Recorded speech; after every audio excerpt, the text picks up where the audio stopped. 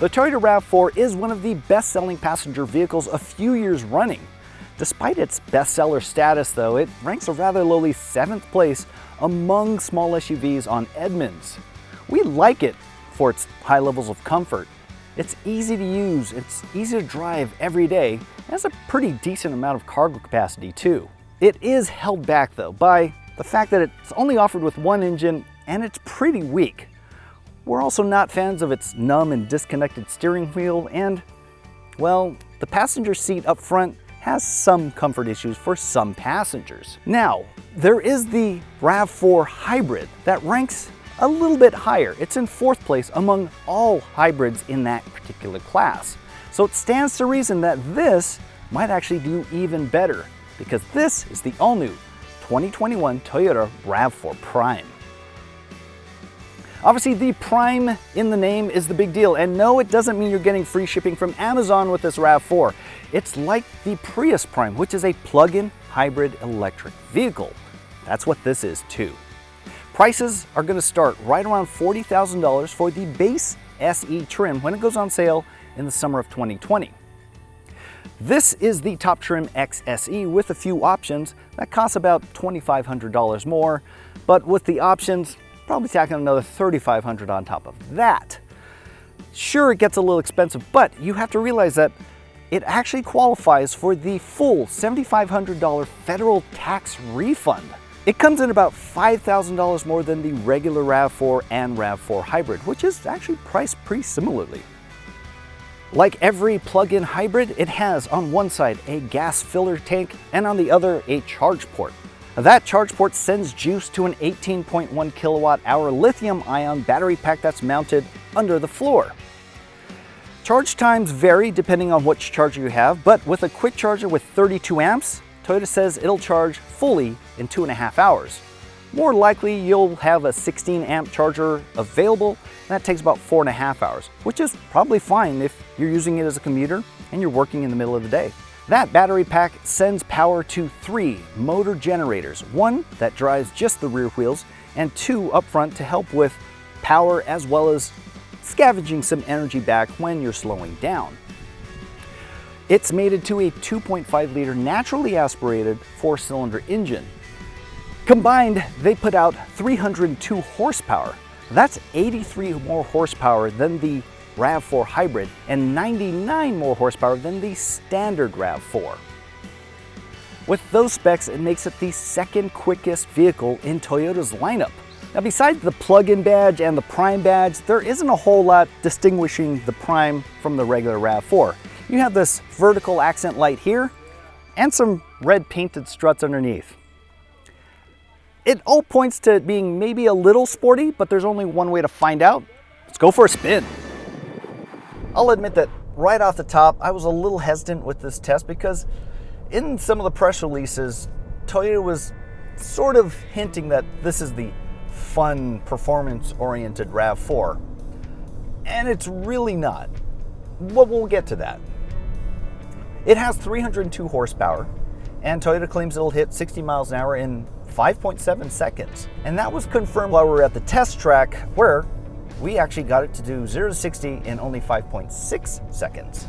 But just because it hits 60 miles an hour in that time doesn't mean that it's sporty or fun, because it's not. Sure, it'll get up a lot quicker and hit highway speeds way faster than the regular RAV4, which takes 9.1 seconds to reach 60 miles an hour. Of course, performance doesn't mean just going in a straight line fast. It has to brake and it has to handle well too, and the RAV4 Prime does not. I turned a few laps on our handling course and it was a sloppy, hot mess. Wow! I mean, it's been a long time since I've driven anything that kind of soft and gooey, but yeah, just heading into a slight bend, not even a real hard braking turn, I started getting warning lights and beeping. This car just isn't meant for having fun in, and that's fine. Most crossover SUVs aren't. Now that we're stopped, let's do a full launch in regular Kia mode, not sport mode. So here we go. Boom!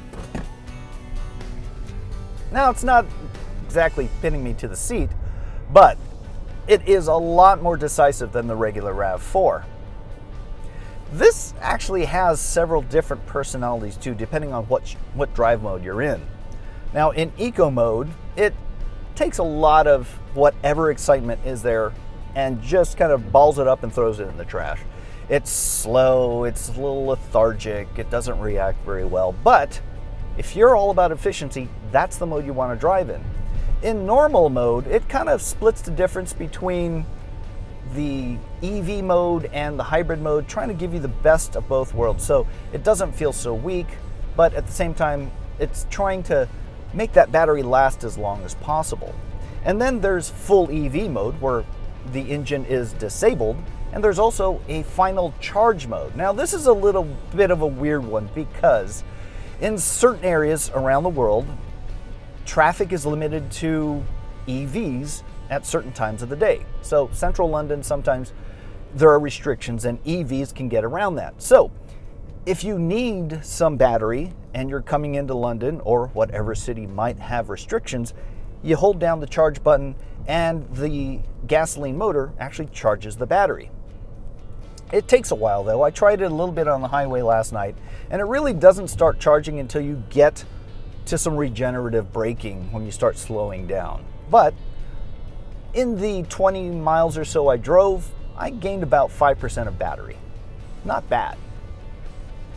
Whatever the RAV4 Prime lacks in excitement, it makes up for in efficiency. And that's the whole name of the game, right? 42 miles is what they claim as EV range on a full battery. On our evaluation loop, I got it to switch over at 48 miles. That's pretty damn good. Of course, there were a lot of hills, and climbing hills is going to deplete your battery, but you make it all back on the way down with all that regenerative braking. All in all, it's a great plug-in hybrid. It has the right range. It's pretty easy to drive. There aren't any weird hang-ups.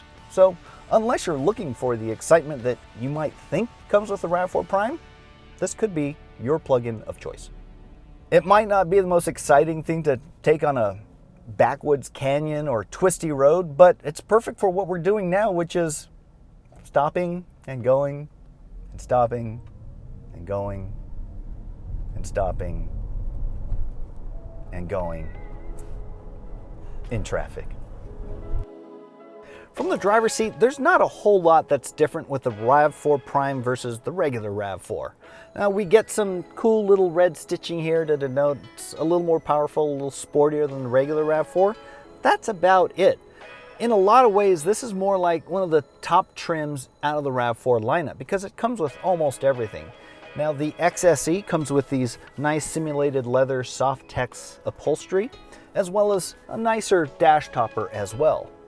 This infotainment screen is really well placed and huge and super easy to use. It really minimizes distraction while you're driving down the road. Now it is only a touch screen. There's no other controller down here, which is actually just fine by me. Down here we have the drive select controls, so you can switch between full EV or charge mode or whatever is floating your boat at that moment. Materials quality is pretty good for the class. At least it's way better than what we would have expected just 5 or 10 years ago. Everything is nice and soft touch where your elbows will touch, and it's well padded where your knees might come into contact as well. As far as storage goes, well, it gets pretty high marks, even against the top-rated Honda CR-V. Right here in the dash, there's a cutout for the passenger to put their phone or other personal effects. This top trim also has a wireless charging pad. There's a USB port there, as well as 2 right here in the center console. And this bin, it's pretty deep, it's pretty wide, wider than most actually, and the same goes for the door pockets and cup holders. Overall, you're not going to have too much of a problem finding a place for all your stuff. When it comes to seat comfort, the driver has just enough adjustments to find that ideal position. The front passenger seat has fewer adjustments, and we've had a few complaints from people who have sat there for more than just a few hours. Of course, as a small SUV, the back seats are vitally important too, so let's take a look. Just like the regular RAV4, the RAV4 Prime has plenty of space for me in the back seats. I'm 5'10" and I have way more headroom than I need. And that's even considering that we have this panoramic sunroof, which generally cuts down on headroom just a little bit. I have plenty of space for my feet under the front seat in front of me, and that's set for me, so I can actually sit behind an adult. Although most people don't call me an adult anymore. Shut up. Plenty of room in front for my knees as well, so yeah, someone taller in the 6-foot range would easily fit back here comfortably. There's even enough support just for my thighs, which is kind of rare back here because some manufacturers will lower the seat cushion just to get a little more headroom. Not the case with the RAV4 Prime. When it comes to cargo capacity, the RAV4 Prime loses just a little bit to the regular RAV4. With 33.5 cubic feet of cargo behind the rear seats, it's about 4 cubic feet less than the regular RAV4, but I contend that's still plenty enough space for all your stuff. As an added bonus, it's really easy to flip the rear seats back with these latches right here. Plus, there's a household power outlet right there. The RAV4 Prime is a great plug-in hybrid SUV. On our evaluation loop, it exceeded its 42-mile EV range by returning 48 miles easily. And once we were done with that charge, it still returned a decent 34 miles per gallon under gas propulsion, or gas hybrid propulsion really. It competes really well against its main rivals, the Kia Niro as well as the Mitsubishi Outlander plug-in hybrid. For that reason, I think it'll gain a really favorable position in Edmunds' rankings. For more information on the RAV4 Prime and all of its competition, head on over to Edmunds.com. To see more videos like this, hit subscribe.